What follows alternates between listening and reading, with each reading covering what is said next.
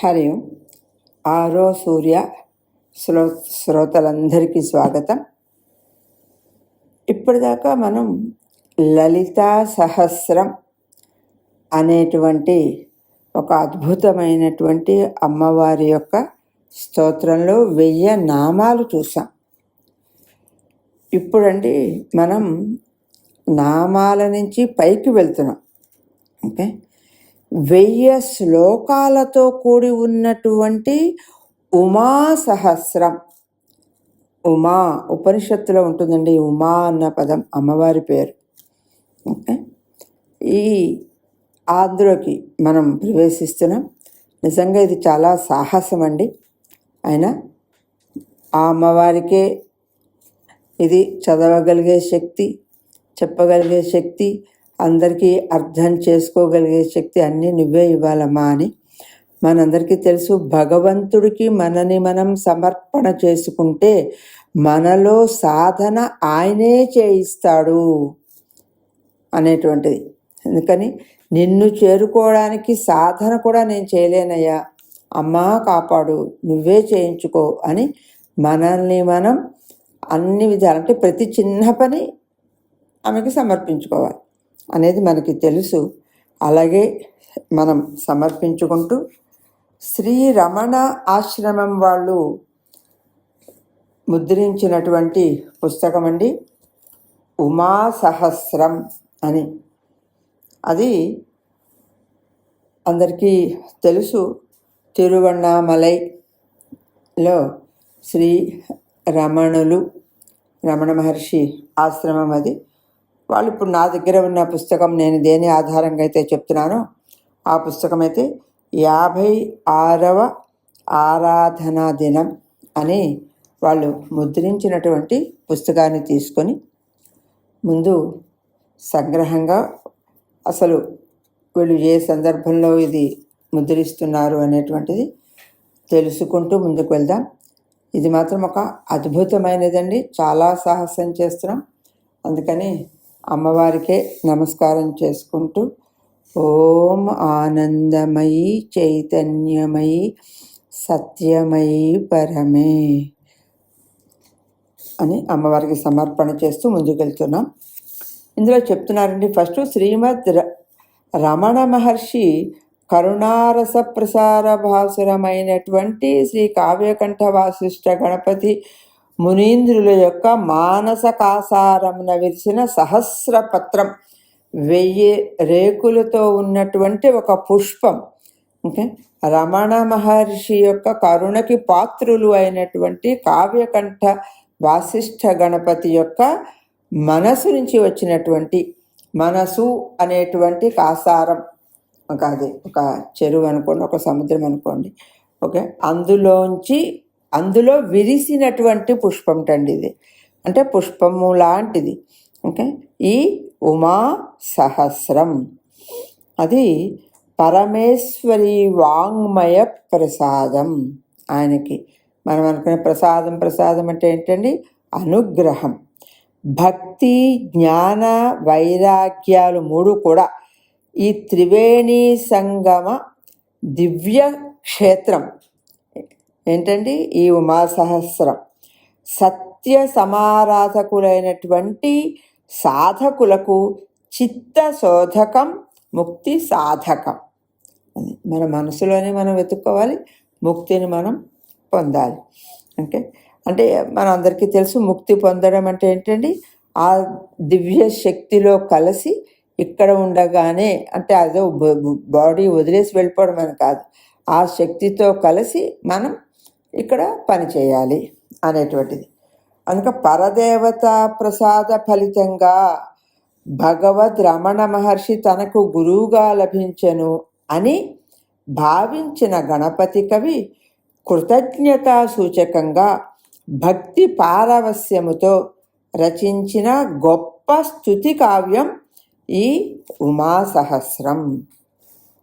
So మనం అత్యంత సంగ్రహంగా రమణుల గురించి తెలుసుకుందాం.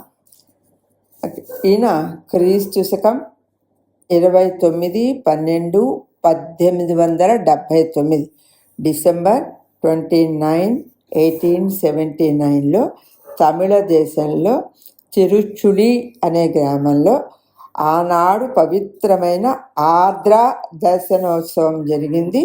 అప్పుడు ఆ అర్ధరాత్రి దాటిన పిదప శ్రీ సుందర అయ్యర్ ధర్మపత్ని అయినటువంటి శ్రీమతి అలగమ్మ పుత్రుని ప్రసవించింది. ఆయనకి వెంకటేశ్వర అని పేరు వాళ్ళు పెట్టుకున్నారు.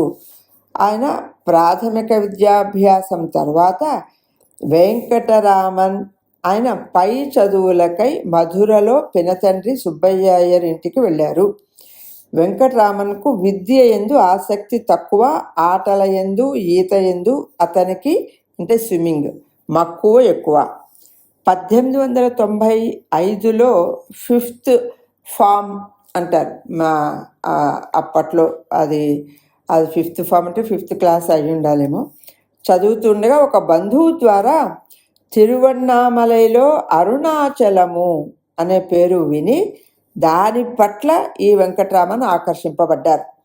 పిమ్మట కొన్నాళ్లకు పెరియ పురాణమును, శివభక్త విజయమును అంటే చాలాసార్లు చదివి ఆయన ఆ మహాభక్తుల త్యాగమైన భక్తి ఆవేశానికి ఆయన పులకించిపోయారట. అయితే 1896 జూలైలో తన జీవిత విధానం మార్చినటువంటి విచిత్రమైనటువంటి ఒక అనుభూతి ఆయనకి కలిగిందిట. తర్వాత ఆత్మధ్యానమునందు ఆసక్తి, లోక వ్యవహారాల యందు అనాసక్తి ఎక్కువైంది ఆయనకి. అయితే మీనాక్షి సుందరేశ్వర్ల సన్నిధిలో కానీ శివభక్తుల ఎదుట కానీ నిలిచి విలపించుచు చదువును ఉపేక్షించుట వలన పెద్దలు మందలింపసాగారు. అయితే మళ్ళీ ఆగస్టు 29, 1896 శనివారం అతడు అన్న ఎత్తిపొడుపు మాటలకు గురై పాఠశాలకు వెళ్తున్నాను అని చెప్పి బయలుదేరి అక్కడ కాలేజీలో ఫీజు కట్టమని ఇచ్చినటువంటి 5 రూపాయలు తీసుకొని అక్కడ తండ్రి ఆజ్ఞతో ఆయనను వెదుగుతూ నేను వెళ్ళిపోతున్నాను, నా కోసం ఎవరు వెతకద్దు అని కళాశాల జీతం చెల్లించలేదు అని చెప్పి 2 రూపాయలు ఇందులో ఉన్నవి అని ఒక చీటీ రాసి పెట్టి 3 రూపాయలతో మాత్రం ఇంటి నుంచి బయలుదేరి రైలు బండిలో విల్లిపురం ద్వారా ఆయన మాబలం పట్టుకు చేరి అక్కడ నుంచి నడిచి వివిధ స్థలాలలో వివిధములైన అనుభవాలు పొంది తెల్లారుచుండగా సెప్టెంబర్ 1 తిరువన్నామలై చేరి అరుణాచలమున ఆలయ గోపురమును దర్శించి ఆనంద పరవశుడై తెరిచి ఉన్న అరుణాచలేశ్వరుని ఆలయమునందు ప్రవేశించి అప్ప నీ ఆజ్ఞ మేరకు వచ్చి తిని అని ఆయన అక్కడ పలికారట. అయితే అలాగా ఆయనకి అందులోకి వెళ్ళడం, తర్వాత శిఖా యజ్ఞోపవీత రహితుడైనటువంటి ఈయన కొందరు యాక్సెప్ట్ చేయకపోవడం, తర్వాత అయాచితంగా సాధువులు ఇచ్చినటువంటి ఆహారాన్ని తింటూ చాలాసార్లు నిశ్చలంగా కూర్చుని ధ్యానమగ్నుడై కాలం గడుపుతూ ఉండగా 97లో పళనిస్వామి అని ఒక మలయాళీ బ్రాహ్మణ స్వామి అని పిలువబడేటువంటి వెంకటరామన్ను సేవించుచుండగా 98లో తల్లి స్వయంగా వచ్చి బతిమాలినను వ్రాత మూలమున తన అనంగీకారం తెలుపగా ఆమె నిరాశై వెళ్ళిపోయిందిట వెనక్కి. అంటే ఆయన ఇంకా ధ్యానంలో అలాగా ఉండిపోతూ అలా ఉంటే అక్కడ ఉన్నవాళ్ళు ఆయన్ని ఒక స్వామిలాగా ఆరాధించటం, ఆయన గుర్తించటం నెమ్మదిగా జరుగుతుందిట. అయితే 99లో విరూపాక్ష గుహకు చేరి 1916 వరకు అక్కడే ఉన్నారట. స్వామి కీర్తి అప్పటికే చుట్టుపక్కలకు వ్యాపించింది. 1903లో కావ్యకంఠ గణపతి శాస్త్రి స్వామిని దర్శించి మళ్ళా 1907లో వచ్చి స్వామి ద్వారా తపస్వరూపమును తెలుసుకొని ఆనందించి భగవాన్ శ్రీరమణ మహర్షి అని స్వామిని పేర్కొనవలెను అని తన శిష్యులను ఆదేశించెను. ఇది ఆయన చెప్పారట మన గణపతి స్వామి. అయితే స్వామి విరూపాక్ష గుహ చేరిన తర్వాత 17 లోపల నేను ఎవరు, రమణ గీత, అరుణాచల స్తుతి పంచకము మొదలైనటువంటి గ్రంథాలు చాలా వచ్చాయి. పాశ్చాత్య భక్తులు కూడా ఈయన దగ్గరికి వస్తూ ఉన్నారు. అయితే 1917 ఏప్రిల్లో అలగమ్మ అంటే తల్లి పుత్రుని వద్దకు వచ్చి 22లో అవసానము వరకు ఉండి మహర్షి కరుణతో ముక్తి పొందెను. పిమ్మట మహర్షి తల్లి సమాధి చెంత నివసించుచుండగా రమణాశ్రమము రూపొందింది. ఓకే, క్రమంగా అది పెరిగి పెక్కురు ఆధ్యాత్మిక సాధకులు రావడము అది కూడా అక్కడ జరుగుతూ వచ్చింది. అయితే మితభాషి అయినటువంటి మహర్షి జిజ్ఞాసువులకు నిర్వివాదములైనటువంటి సమాధానాలు సూటిగా సంగ్రహంగా ఇస్తూ వచ్చారు. అసంఖ్యాకులైన సాధకులకు మార్గదర్శకుడై జ్ఞానభిక్షను దర్శన మాత్రమున చిత్తశాంతిని ప్రసాదిస్తూ శరీర ప్రారబ్ధ అంతమున చికిత్సకు లొంగని వ్రణబాధ ఒక పుండు ఆయనకి వచ్చిందిటండి. వచ్చి దానివల్ల ఏప్రిల్ 14వ తారీఖు 1950వ సంవత్సరం శుక్రవారం రాత్రి 8:40 దేహత్యాగం చేశారు. నేటికిని దేశ విదేశాల నుంచి ఎందరో భక్తులు వచ్చి ఆశ్రమం దర్శించి శ్రీ భగవద్ రమణ మహర్షి అనుగ్రహమును పొందుతూ ధన్యులగుతున్నారు. అంతో కొంత తెలుసుకుని మనం కూడా ధన్యులము. ఇది మహర్షి గురించి అత్యంత సంగ్రహంగా.